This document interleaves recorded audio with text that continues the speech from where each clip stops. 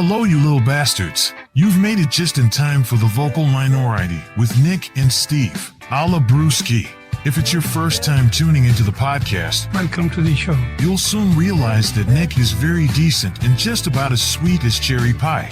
He's one of few that has never done anything wrong. There's a big part of me that likes to help elderly people across the street. Only I take them about halfway. Okay, and then I just leave them there. I find I'm still doing more than the average person, so it is what it is. Steve is a guy that's exceptional, exceptionally horny. You definitely wouldn't want to have him around your mom if she's hot, but you will want him at every party. Who brings their mom to a party anyway? He's about as loyal as one person can be, and he loves his female fans. Oh, I do. I got a fan under the desk. I got a big one over here off to the side blowing me off the camera. Steve Harness! How do I even begin to tell you about Brewski? His mind is a vault of semi-useless information.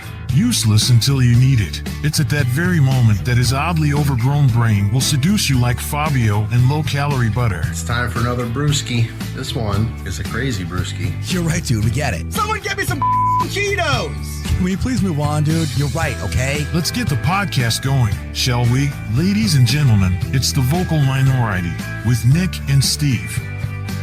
A la Brewski, you bastard. Like, don't forget a la Brewski.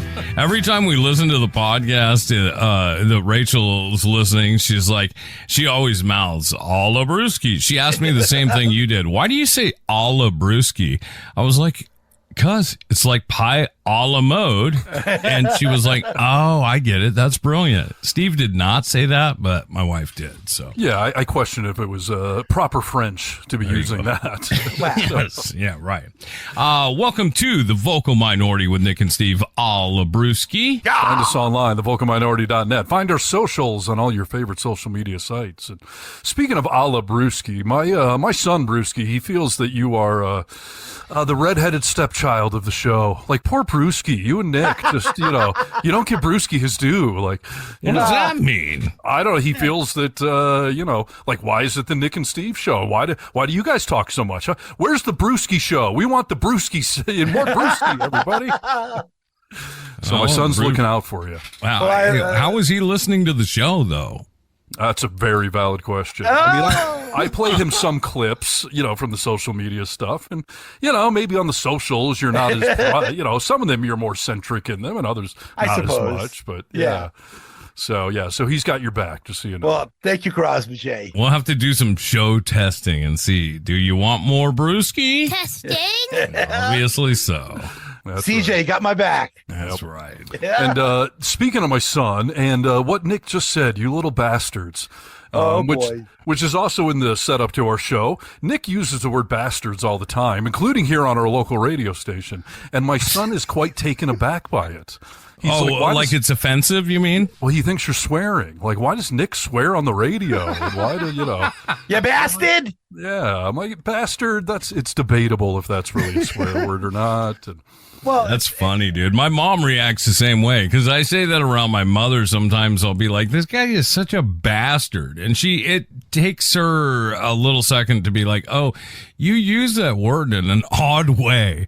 And she's starting to get it. But yeah, man, I don't hear a lot of people saying bastard. Why? It's a great word. Crosby? It's old school, right? I mean, the true meaning, you know what a bastard is, obviously, but, well, the funny thing is Crosby does know what a bastard is, somebody with no father. And the other day I was like, you little bastard. And he was like, you understand how weird that is to call me, you're my dad. Like, oh, that's funny, man. Yeah, he told me last night, he said, of all my, parental unit types, and he's referring to his mom and I plus our boyfriend, girlfriends, and he was like, everyone swears so much more than you. I don't ever hear you say the F word, but you do say bastard a lot. Yeah, that's a nice medium to say in front of people when you don't. F may not be appropriate, right? I've got a new one for you, Steve. Yeah. Remember on Seinfeld when George was hanging out when he was with the Yankees with those front office guys from Texas? Yes. He was bitch. He kept on living a some bitch. Yep. Yeah. Some bitch. I love that one. Same type, dude. Costanza was trying to be relatable to those guys, so he started saying it. So I think I picked it up from Nick, but I'm just trying to relate with Nick. Like, hey, yeah, you little bastards. Listen, you some bitch. Yep. Yeah, bastard is a nice way to insult somebody without going too far. You know what I mean? Because it can be taken as a friendly, like, you're such a bastard. Or you can be like, dude, you are a bastard. You know, it's all in the inflection. Yeah. I dropped a fun one the other day that I like using quite a bit, that gets used in England a lot, that women here just do not like at all. Oh, see you next Tuesday. Yeah. Yeah. I'm not shy about using it. I drop it all the time, especially to men. Oh my God, they have no idea what to do when you call them that. Right. I saw an interview with Ricky Gervais where someone was giving him a hard time for saying the CUNT word, and he was like, "You got to understand, in England, we use that thing like please and thank you. Just it's common, you know." Yeah, whole different meaning, I suppose, over there. Yep. So yeah, it was good male bonding for Crosby and I to be discussing swearing and Nick's use of the. You know, I shouldn't take my cues from Nick, in all honesty, because there are certain words that Nick does not seem to really understand the definition behind them. Or do I? Well, yes, trying to get me in trouble. Well, but this is also another example of Nick can do and say things that other people can't. Look, when Nick says it, it's not taken as bad. But when some of the rest of us say it, they're all insulted. Like, wow, that was really aggressive. Why would you say that? Right.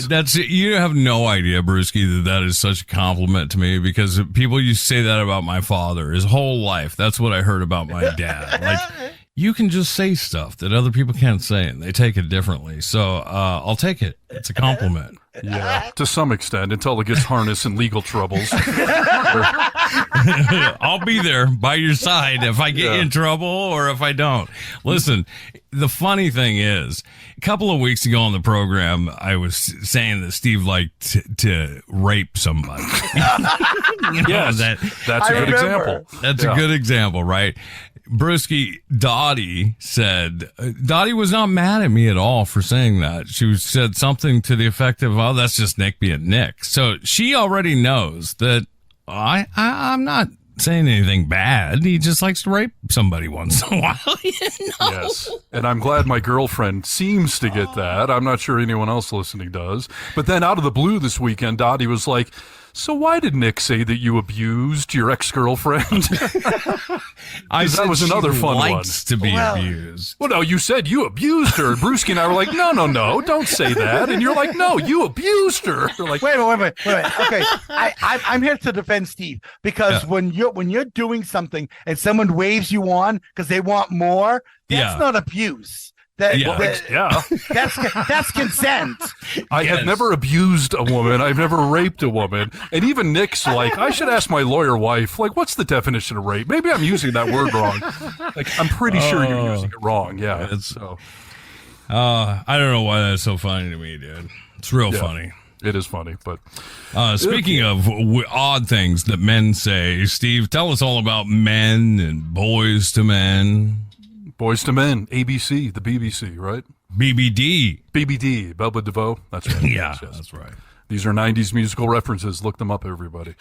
All right. So we got a couple of articles that came to our attention this week. And these are one of these things where I wonder, is it true? Do we agree with these things? Are these generalities or not?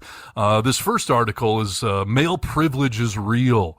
Things that men get to do that women almost never experience. Okay. I always wonder if these things are apropos to us, you know? Should we just start this whole article off with a quick survey of the three of us? Like, do we believe in male privilege? Sure. Of course, yeah. All right. All of us agree. I was explaining this recently to somebody about white privilege, that it doesn't mean that we necessarily get a leg up on you because we're white. It's that we don't have something holding us back because of our skin color. That's right. We're swimming without an anchor on our leg, and other people have to have that anchor on their leg while they're swimming. Exactly. And the same thing for male privilege. It's not that just being a guy gets you ahead per se. It's that it doesn't hold you back. So, and sometimes gets you ahead. It gets you some head, but it may not get you a head. So, all right. Again, these are things that men get to do and that women never experience. Feeling safe alone. Women never get to feel safe alone. Gosh, this is tough to speak on, right? Because I'm not a woman. All I can do is say that my wife gets to feel safe alone at home. Like when I'm gone, like I know she feels safe at home. There's definitely times out and about where I don't think she gets to feel safe. Yeah. There's a quote in here from a woman. She says, I would like to feel safer walking alone at night. Well, some could argue that it is only a perceived reality that they don't feel safe. That, in fact, even men don't like walking alone at night, as they could easily be taken advantage of as well. But, I mean, I guess I'm conscious when I'm walking around alone in some city environment or something, but women have a way more reality of that. And I wouldn't feel safe, you know, having Dottie out walking around alone at night in the big city or whatever. And that should speak volumes, right? I mean, the fact that would worry you, right? There was a night she was doing a shift at the hospital that got out like late at night. And I told her, like, you know, check in with me when you're leaving, when you get to your car, like, because I didn't feel safe for her, but she would never do the same to me if I was coming home late at night, that she thought I might get, you know, molested or something. Yeah. Sure. When Rachel goes out of town, you know, she's always by herself and they go out late at night. She walks back to that hotel. I always tell her the same thing. You know, text me when you leave, text me when you get there. I always tell her to make sure she's locked up in the hotel. Like, it is a little freaky to be a woman and alone and vulnerable. Yeah. There was a time I was out jogging a few years ago when I was jogging. I gave it up and I'm spin biking now, but I was out jogging early in the morning and I was in a residential area and there was a woman, like I came around the corner and there was a woman on the road ahead of me that was out jogging as well, but she was jogging in the same direction, so she couldn't see me behind her. Okay. And I'm of course faster because I'm a man, so I caught up to her. Science. Right, it's science, people. I got muscles. Yeah. When I caught up to the woman and passed her, she freaked out because she caught a glimpse of a man running up behind her. And my initial reaction was like, how dare you assume I'm out here to rape you? Like, you know, I took some offense to it, but then I quickly realized, like, that is the reality for women. Yeah. That if a man comes running up behind you and you're out jogging, he's probably going to try to mug you, rape you, or whatever else. So I checked myself quickly, but glad you did it. I would think that's pretty common that women, when they're out and about, especially at night, there are guys out there that are bastards that do actually rape people and mug them and want to hurt people. So, yeah. And Brewski, you drive Uber part-time or whatever, and do they give you guys any training or anything? Do they address, like, if there's a woman alone in the car? Because we've heard stories of women in cabs or Ubers that do get raped by the driver. They don't give you any training or anything like that. I will tell you that generally I'm very businesslike with all my passengers. Yeah. They'll get in the car. I'll confirm that this is who you are. Then I'll confirm this is where we're going. And they say yes. And then we'll start driving. And then I don't really talk to them unless they start to kind of talk to me first. Right. Brewski picked me up at the airport and it picked me up in the car that he uses for Uber. I could see you're all business, dude. And you know what? You're the kind of person I would want to send my wife off in an Uber late at night and not worry. Because that's exactly it. You don't talk to them unless they start the conversation. There's a lot of women that just want to get going and go, and it's creepy if you talk to them. You don't know, what's going on in their day or whatever. Like, you got to be careful. It sounds like you're great at Uber. Well, it's a fine line you really have to walk, really, because I don't want to be too social. I don't want to be too familiar. But at the same time, like if they get in the car and they're like, oh, God, what an awful night. That opens it up where I can say, did you have a bad flight? And now I throw that out there and then I just let them go. Yeah. And you know what I mean? And then if they seem like they want to have the conversation, they'll have the conversation. If not, to be like, oh, it's just an awful flight. I don't want to talk about it. And then I leave it alone. Yeah. It's tricky. The bad guys make it hard for us good guys because I assume anytime I say anything to a woman in public, she thinks I'm putting off rapey vibes or trying to hit on her or whatever. I'm just trying to be a nice human and, have casual conversation because we're on the chairlift together or waiting in line together. But you got to be careful. Yeah, indeed. The next one on this list is much less serious, and I'm wondering if you guys even know this is a thing. Again, this is things that men get to do that women don't get to experience. The thing is pockets. Pockets on pants. One woman states that I want pockets in all pants. It's an old joke amongst women, but Apparently most women's clothing doesn't have pockets. I know that to be a hard and true fact because anytime Rachel puts something on and it has pockets, she'll brag to me like, this has pockets. It's awesome. Like, women don't get pockets. There's an episode of The Office where Daryl was going to meet with Michael to talk about a raise.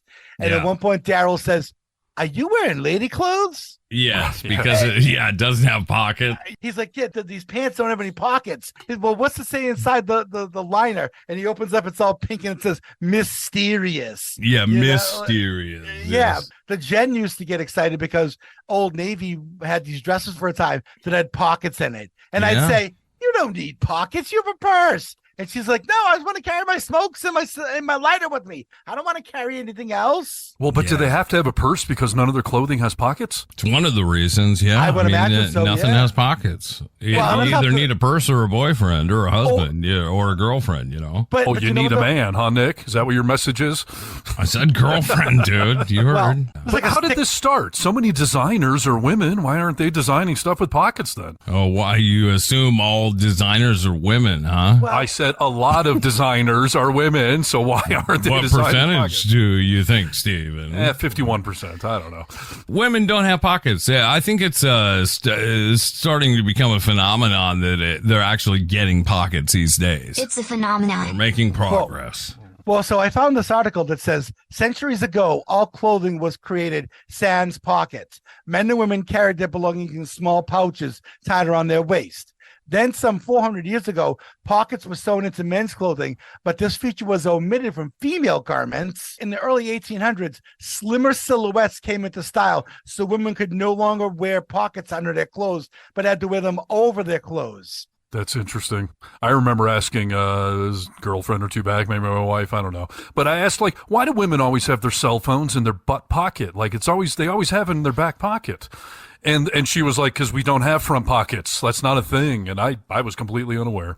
That's why a lot of women you'll see carrying their cell phone or even their money in their bra, in their boobs. Well, they put it. You know what I mean? Yep. Here's another thing, though, too. So in the 20s, fashion designer Coco Chanel began sewing them into women's Coco Chanel into women's jackets. I love saying it that way. Coco Chanel. But it wasn't until the 1970s when women regularly wore pants and especially blue jeans that moved females closer to the pocket parity. So it does. We gave women voting rights and then we gave them pockets. Right. The priority was mixed up. You know what I mean? We should have just given them pockets from the beginning. Right. Well, and not let them vote. Pockets would be enough, right? Well, let's also keep in mind that it wasn't until like 1971 that someone came up with the idea for wheels on a suitcase. Oh, that's true. Yeah, Brewski. You know what I mean? Sometimes people don't think of these things until someone like, wait a minute, wouldn't this have made sense a long time ago? Yeah. Well, listen, I'm willing to accept that this pocket thing is a real thing, but I can't accept men to be the blame for it because there are plenty of women designers out there, so design some damn pockets already. That's why the fanny pack was so huge, dude. Oh. There you go. All right. We're talking men's stuff, and we're trying to figure out what's real and what's not here. This is a list of things that men get to experience, but women never do. Being able to just hang out. After you have a great date, sometimes you still want to talk and get to know a person. One woman explains why this is hard. She says, I like to invite dates to come chill at my place, to sit and chat without a strong fear of being taken advantage of. Yeah. Yeah. I suppose it's a similar thing. I mean, if a woman invites you back to her house, is there an inference that that's what it's for? I mean, isn't that the classic? Do you want to come up for a drink? Isn't that kind of what that means? Well, yeah, it's like when George said that woman invited him up for coffee at midnight, and he said, no, I don't drink coffee after 9. It keeps me up all night. And then there was a whole discussion of, was she inviting you up for coffee, or was coffee not coffee, but something else, you know? Yeah, I think that's a dangerous one right there, because I think women should want that one. So that if I say, do you want to come up for a drink, I'm giving you carte blanche, like, yeah, I'm into you, let's go fool around, versus not being able to communicate that in some way. Why wouldn't you just say you want to come up and fool around? Well, because then they're going to get slut-shamed and all that kind of stuff. By who? By society, I suppose. I don't know. Who knows? that they came up. I mean, they're coming. If they're coming up, you can't automatically think, oh, she wants to lay. Let's just be straightforward about it. Like, do you want to come up and fool around, hang out? We'll fool around a bit. Listen, I think that would be nice if we were that progressive. But Yeah. to me, the chit chat should stay at the restaurant, the bar, the bowling, wherever you're having your date at. We need some sort of non-skanky way to be inviting people up with the wink and nod that, yeah, I think I want to go fool around with you. But I think this is the hard part for women is that, you know what? Maybe she does want to come up and fool around a little bit. And I can't, like I said, I can't speak for all women, but maybe even the majority feels that, oh, I'll come up and let's hang around, talk a little bit or hang out. If things are going well, I may get there. But if I don't want to do it, you can't have the assumption that, well, she came up and she's into it. You can't just infer that that's it, that we're going to have sex if you come up here. You know that. It's complicated. I think once you invite someone in your home, I see what you're saying. You want to leave that small loophole that maybe I'm not going to be interested. But I don't know, women. I think you got to vet the guys at the bar, the club, the coffee date, whatever it is. If you start inviting people back to your house, that it doesn't have to be. Dottie and our second date, she invited me back to her house, and we did not have sex. But, we did fool around, and I felt like I'm getting somewhat of a green light here if you're inviting me back to your house. But you made a conscious effort before you went into that house that you weren't going to have sex with her. Yeah, but, she was green lighting it per se. It doesn't mean I can't back out too. But I don't know. Yeah. We need a way to communicate this stuff. And I feel like that's what society gave women. If you say you want to come up for a drink, that's you in a non-slutty way telling people like, yeah, I think I'm interested. Let's go upstairs. But Nightcap? yeah, exactly. Brewski, you got my back? Appreciate it. Absolutely. He has no idea what we're even talking about right now, dude. Yes, I do. How dare you, Nick? How Yeah. dare you? Listen, This is I'll what tell you- Crosby's talking about. Don't talk down to tell you- Brewski. I'll tell you what. I've had a number of women invite me up into their house. I knew exactly what it meant. Yes. You knew, so you thought every time it was to lay. And that's exactly what happened every single time I was invited up like that. Hey, you Right. want to come inside? Yes, absolutely. right. I would. If they don't want to do something like that, then they're not going to invite you up late at night. Like Right. if they say, if it's 6:00 in the afternoon and they're like, hey, you want to come over and hang out and watch a movie? Okay, I'm not going to assume that there is for us to hook up. Now, if it's 11 o'clock, 11:30, midnight, 1 a.m, and I'm dropping you off and you invite me upstairs, that's not to sit up and watch TV and play Nintendo or anything like that. It's just Yes. not. Yeah. Well, that's what you think, but the list Oh, is saying no. we can't just hang out. Okay, there's no reasonable woman, No, now women are unreasonable. I see. I'm with including the Bruce. time. The You can hanging be- out. You can be with Brewski all you want. I'm trying to say this is what women are saying. You guys I are know. ignoring that fact. I'm But trying we're to talk talking them out of it, though. Yeah, Yeah, we're because- asking them to be reasonable. Right. This is this is the system we have set up in our society. Do you This want to hang out? patriarch- yeah, No. Come on. Because otherwise- you've set up. Well, there's no clear communication. This is the way to communicate in a direct way. And I think women don't want to get rid of the ambiguity of whether or not they're interested in you. This is a very clear way to communicate that. Sure. Yeah. So I'm just saying, ladies, for men. I want to triple think this one. That's all. Exactly. Steve, you're offering a public service right here. Exactly. PSA right there from your Uncle Steve Harness. I appreciate that, Brewski. You're a wise individual, Brewski. Listen to the men and not the women, Brewski. Brewski and I are mansplaining to each other, so it's good. This is the way you should be able to say it for the loophole. Are you ready? Yeah, what? How about a clean bed for this champion? Right? I mean, if you just say that and she could say yes or no, now we know. Seems Although, clear to me. You know what? Sounds though? dignified when he says it. How about a clean bed for this champion? Right? I mean, it's not rude. It's not sexy. It's not gross. But you know what though? The bed doesn't have to be clean if she's really hot. If she's really hot, I don't care. Yeah, you told us that before. Didn't you sleep in a dirty bed at somebody's house? Yes. You mentioned something with bugs or something. Yeah, no, just nasty sheets. And if she wasn't so hot and Well, here's the irony I always deal with. Anytime Dottie comes over, I wash my sheets ahead of time. But then, they're immediately dirty as soon as we get in there. So would you notice if they didn't start off clean? Because we immediately get them dirty. So She may notice the smell. That's all. Well, yeah, because exactly. Like there was these sheets at one point were once white. Now they look just kind of like dingy, and you could and they had like little fabric pills on them, and Yeah. it's always like clean them for you, but don't put a black light on them. It'll look like a Jackson Pollock. Next thing on the list. Apparently men get to experience this and women don't. Having doctors listen to them. Being listened to by my doctor would be nice, says one woman. Overall, the female healthcare sets so far back. The position we give birth in is insanely inconvenient for everyone except the doctors, and we are less likely to get painkillers or anesthesia when requested. I was not aware of this. Yeah, I know that that's true for women of color. The healthcare that they receive from doctors is, especially during childbirth, is nil. The infant mortality rate is so much higher from black women than it is for white women. So, yes. I didn't know that all women have troubles with doctors, though. I've only heard it about, especially the black community. I feel like that's sort of a universal thing because I've had doctors.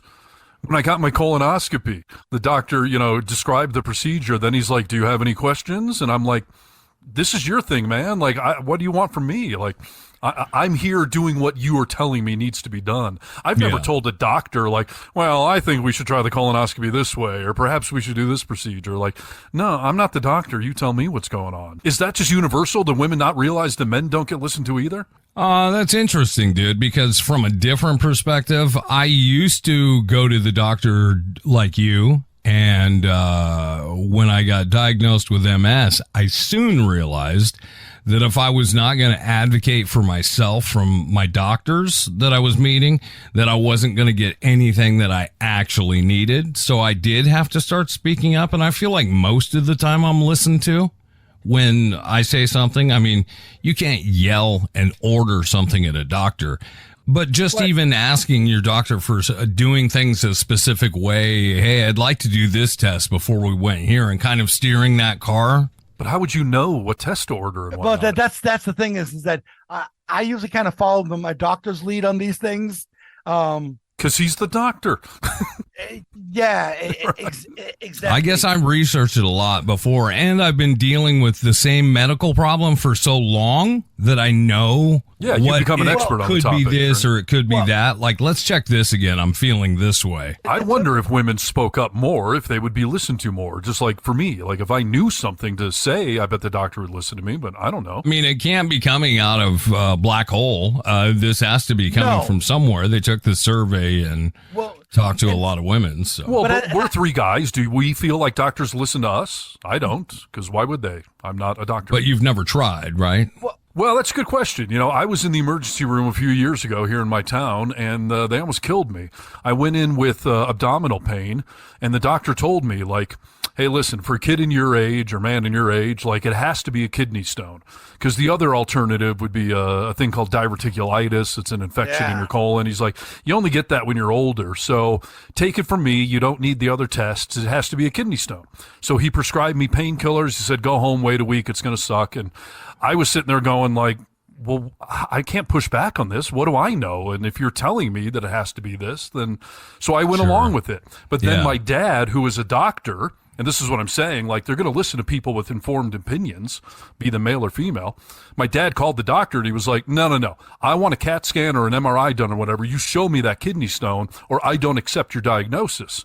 And the doctor all begrudgingly then ordered the CAT scan, and it turned out I did have diverticulitis. And if I had gone home and grinned and bared it, my colon would have ruptured, I would have had sepsis, I would have died.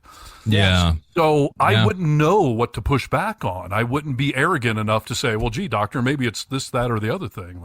But even in that situation, Steve, you could have said, I appreciate what you're saying, but I'm going to feel more comfortable if I have both tests done. Like, that's what I'm talking about when it comes to speaking up. Yeah, I just didn't feel I had that authority, I guess. Yeah, I mean, they're not God, right? we are paying for a service, and it's a service we appreciate, obviously, because it's so specialized. But like, you can have a relationship with your doctor if they're a good doctor. If you have a doctor that's just like, this is what I'll do and this is what I won't, screw that. Right. Well, it's kind of like going to the mechanic. If you tell me the carburetor's broken, then I'm going to take your word for it. Like, I don't know. That's why I'm here. I think what a lot of women are talking about primarily is reproductive care. Not Possibly true. You know what I mean? Because at that point, it could be like a female doctor would say, I'm a woman. I have the same genitals you do. I know what's what. Okay. Yeah. But then that woman can say, but you don't know what's going on with my body. And at the same time, when there's a man that's telling them, oh, it's this or that, they're like, well, I'm the one with the uterus in the vagina. Feeling this. Yeah, exactly. Yeah. So I think it's more in that particular, that specialized area. I've always wondered what kind of guy becomes a gynecologist and why a woman would go to a male gynecologist. That's creepy. It's a pervert, dude. Well, you got to be a pervert to want that job. Well, not necessarily, because a gynecologist is also an obstetrician. A gynecologist is a perverted obstetrician. No, it's not. No, it's Yes. not. I don't know. You got to have some desire Okay. to work with vag if that's your Okay, specialty. but think about this. Not everyone is going to be hot, skinny. Sure. Yeah, you just have to shaven. love all areas of women. There's probably some things that even I would say no to. Oh, you shut your mouth. Oh, no. That's funny. Well, Yeah. listen, I'm still going to put this one back on women. If you don't think your doctor's listening, stand up for yourself. If he truly shuts you down after you speak your mind, find a better doctor. This is another tough situation, though, because you look at some of these communities that are so small, and you're like, go get a different doctor. I have a choice of 4 of them. You know what I mean? Like, it's a serious topic for medical professionals to be able to really work with their patients and remember the oath that they took. Yeah, for sure. So, I don't know. Next one on the list here, things that men get to experience that women don't. You two may have an opinion on this one. Being able to gain weight without any shame. Women are shamed when they gain weight and men are not. You think that's it's true, though? Yeah. Okay. I don't think it's true that men aren't shamed at all, but there is a population of women who are outspoken about liking a guy with extra meat on him. You know what I mean? And you don't often hear the same for women. Although this is a phenomenon, and being in a college town, I saw it this weekend because it was move-in weekend. It's a phenomenon. Exactly. There are a lot of young college girls now who are bigger girls. They wear their pants, but then they're wearing half shirts with their stomachs hanging out. And women never used to do that kind of thing. Never. They should feel empowered to be able to do it. I mean, but I do think it's 100% true that, society as a whole is more apt to make a comment on, so-and-so has gained so much weight, and they don't really say it about guys in the same way. That's true to some extent, but I've seen some posts recently. I just saw one about Keanu Reeves, where he was pictured on some boat with the shirt off, and he's not in movie shape. He was a little flabby, and the internet was going off on him. Whoa, you got the dad bod. Oh, look at Keanu. He's out of shape. He's gaining some weight. Vin Diesel had the same thing like that, where he wasn't in movie shape, and everyone was shaming him for it. But even then, it's the dad bod, and it's not like, he's not a fat, nasty bastard. You know what I mean? It's the dad bod. Do we call women fat, nasty bastards when they gain weight? Wow, I don't know. Yep. I will tell you, I was just in Target doing back to school shopping with my kids. And around Target, they have these huge posters, up on the walls all around the store with people modeling the clothes. Yeah. Every single woman, 99% of the women in those posters were overweight. It's a thing nowadays. It's become way more acceptable to have plus-size models. For sure. Sure has. So I actually think this is shifting, maybe because it's been a long-standing thing. But I would say women, now is the best time in the history of the planet to be overweight. So. Well, there you go. And if you want some food tips, just reach out to me. I'll give them to you. Right. And is it actually bad to shame people for being overweight? Don't we want to be in shape and fit? No, it is bad, you it depends- bastard. It depends on how you do it. Yeah, and that's not shaming them. Like if you're speaking out of a place of love or concerned, that's one thing. But if you're ridiculing them and calling them names, that's not cool. Yeah. I will tell you something I never even thought of. My girlfriend Dottie she is thin. She, has very low body fat, and she looks phenomenal. But she was telling me recently that she gets skinny shamed from a lot of other women. That they look, oh, you don't have to worry about that. Oh, have all the food you want. You're so thin. Everything looks good on you. Like, you have no ass. Dude. Women get real catty with each other at times. Right. Listen, overweight, underweight. Like, yeah. Yeah. And listen, I've told a skinny chick I was pissed off at, go buy yourself an ass, Right. Go have I've an extra done meal, right? Don't order the double cheeseburger. I never thought that somebody would feel shamed for people commenting that they're thin.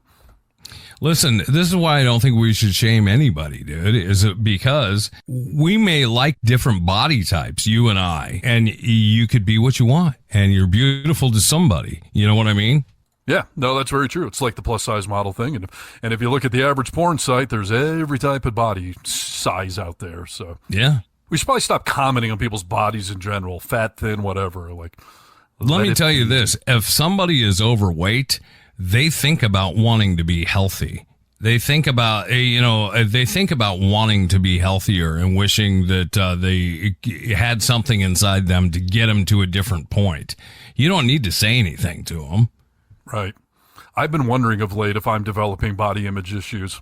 I was telling Nick the other day that I'm having a weight problem. And Nick was like, you're gaining weight? And I was like, yeah, I'm almost up to what I'm supposed to weigh.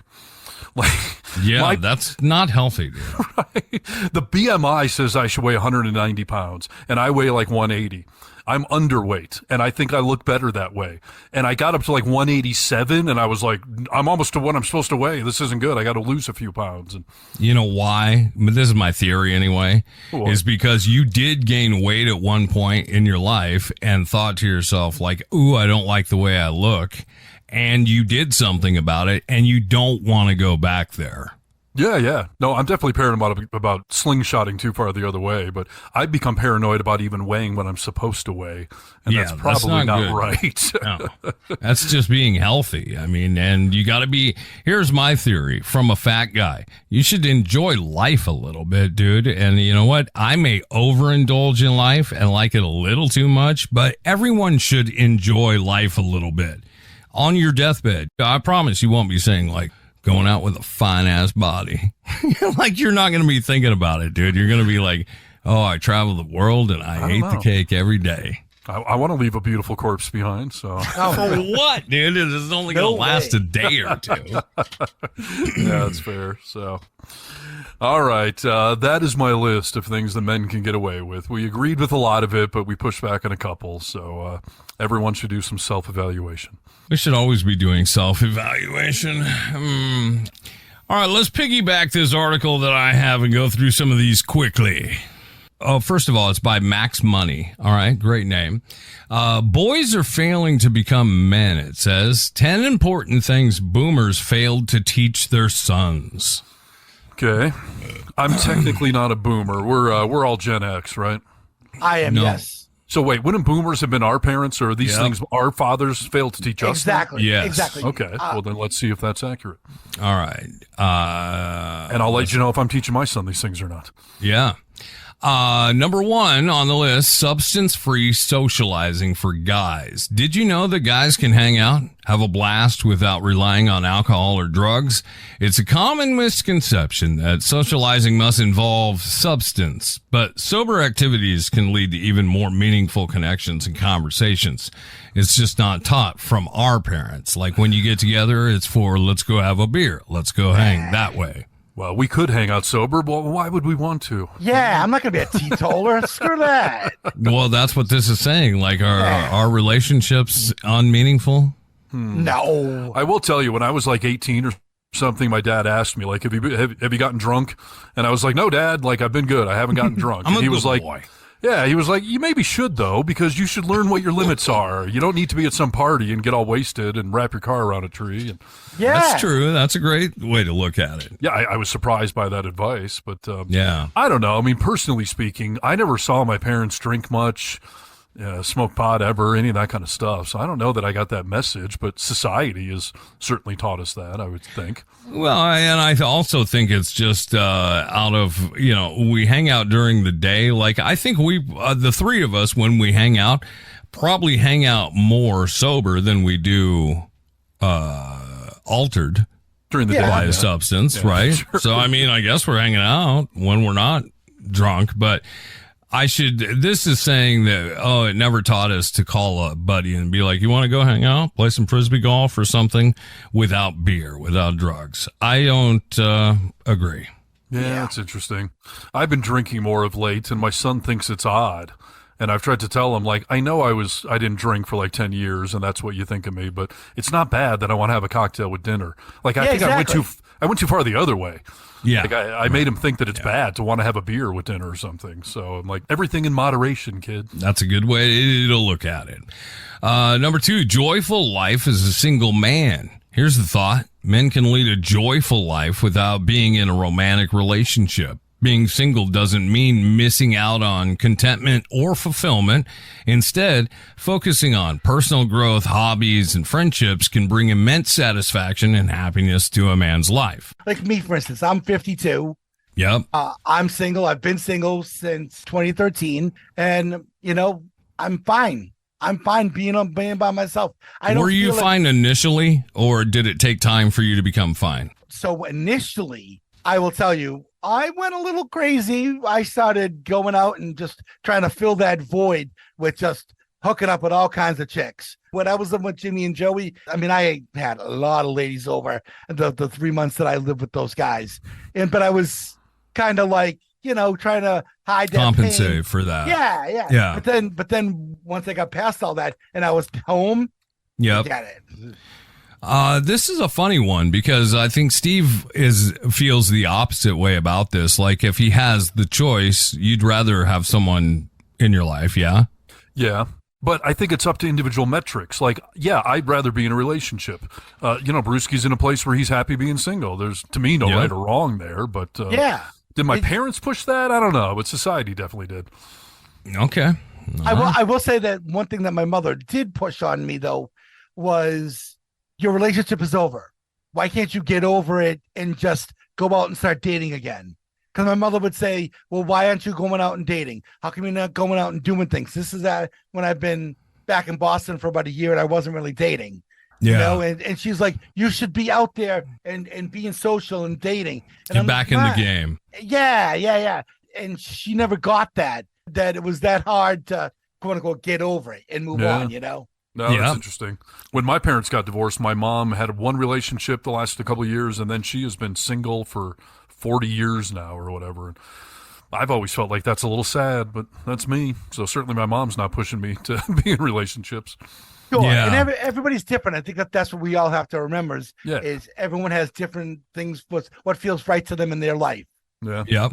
No, for sure.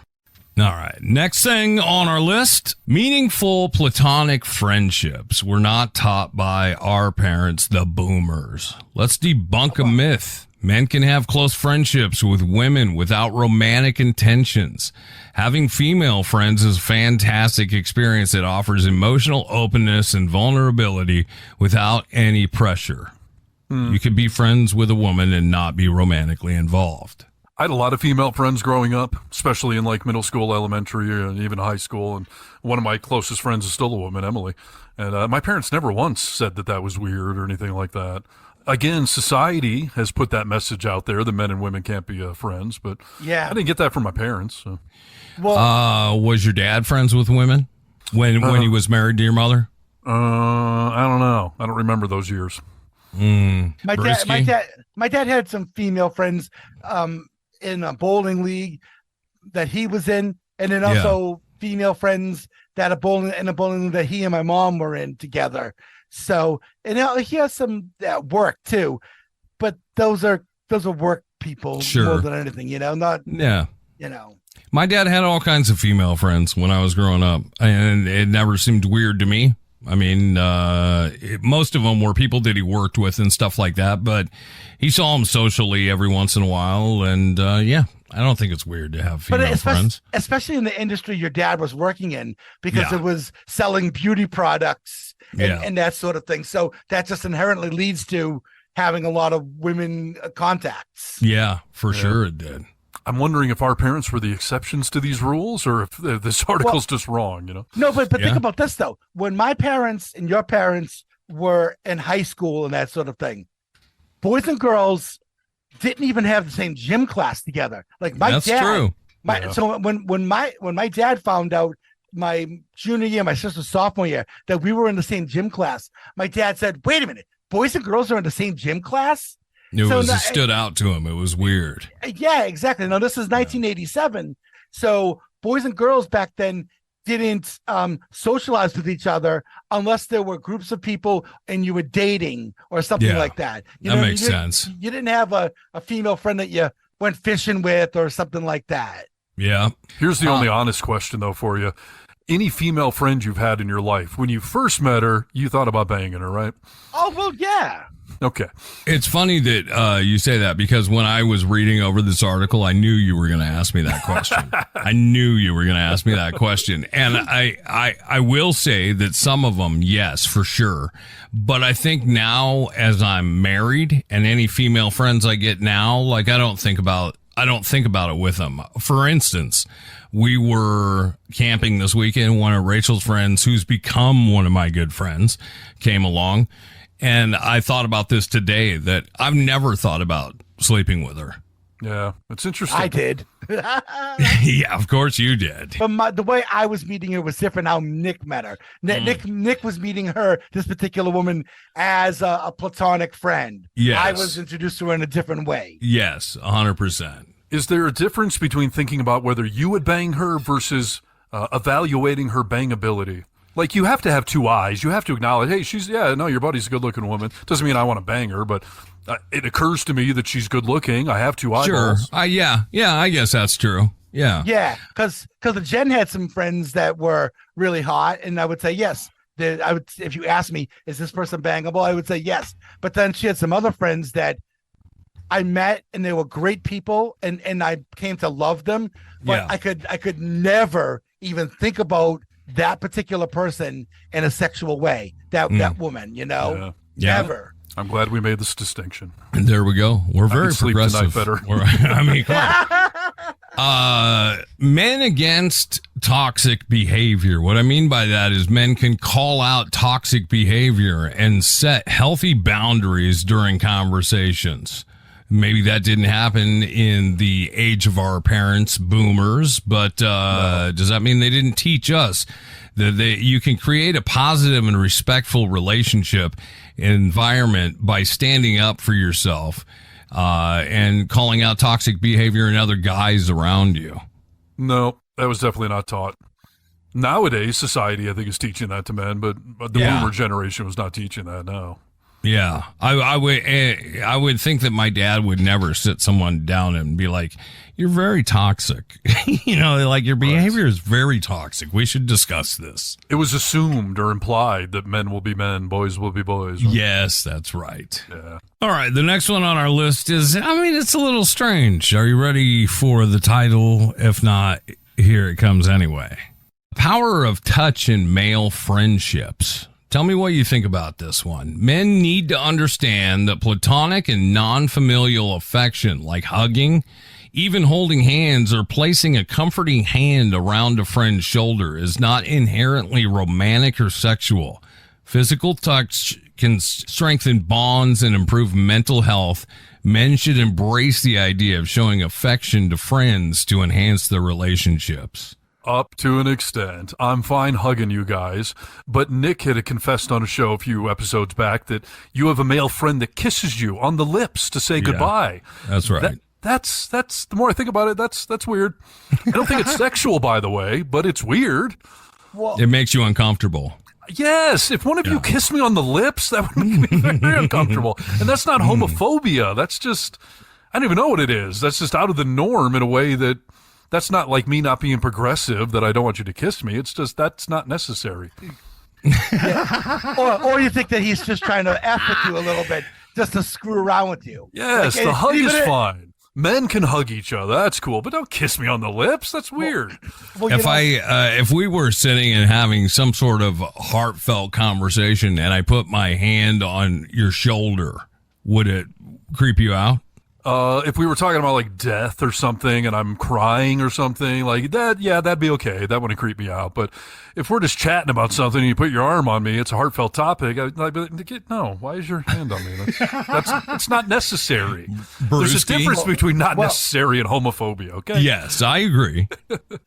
it depends on the conversation. Yeah. And it depends on the person doing it. If it's a stranger, that's weird and it's unwanted. If it's someone I trust, like you or Steve or something like that, then I'm not going to be weirded out by it.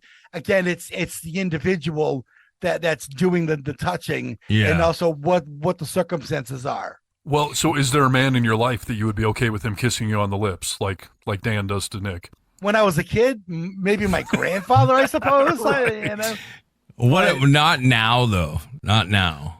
If I came to Boston and I left and I gave you a quick little smooch, would you do it? Would you punch me? Well, no, I will tell you this.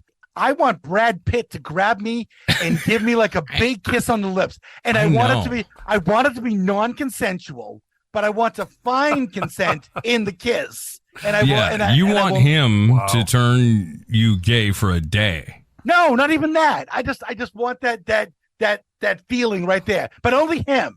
Only he can get away with it. Okay. That was exactly on The Office, where Andy's talking to Oscar. You know, Oscar's the gay guy. And Andy's like, I'm not gay, but if Brad Pitt kissed me, I don't think I'd resist. And Oscar was like, I don't think you might be gay. So Russell Peters, who's this fantastic comedian from Canada, he's Indian. Yeah. The first time he went to India, he's walking down the street in Delhi and he's seeing guys holding hands walking down the street. And he was told that that's not unusual. And to him, that was a really weird thing to see. Yeah. Another story, Mick Foley, professional wrestler, when he went to Africa, he said he saw men holding hands. And obviously, the places like that, homosexuality is not allowed or anything like that. But it's not unusual for men to hold hands in there, you know. But that's a societal thing for those societies. The three of us don't live in those societies. So. No, we do not. No, we do not. No. That was out of all of the things that it mentioned, you know, from hugging to putting a hand on his shoulder. That doesn't seem odd to me at all. But the men holding hands, like, I don't think that I could find any comfort in that. Like if you wanted to grab my hand, and especially if we were walking down the street, it would just seem odd to me. You know what I mean? Well, where are you at with Dan kissing you? Have you started to realize, like, maybe that is slightly odd?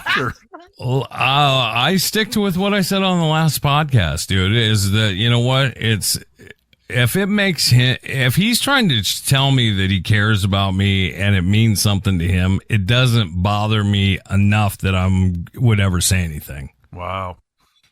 You're a good victim.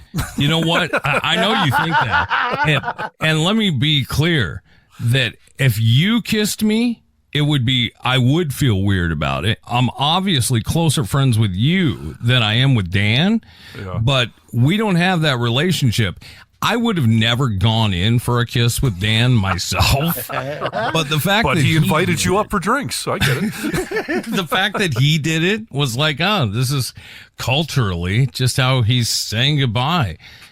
That's hilarious. Yeah. Well, there you go. Once again, I mean, we are three phenomenal specimens of men. I mean, we really break borders. You know, that should be the name of the podcast. Three phenomenal specimen of men telling you people how to live your lives. So. We should put that in parentheses after the vocal minority.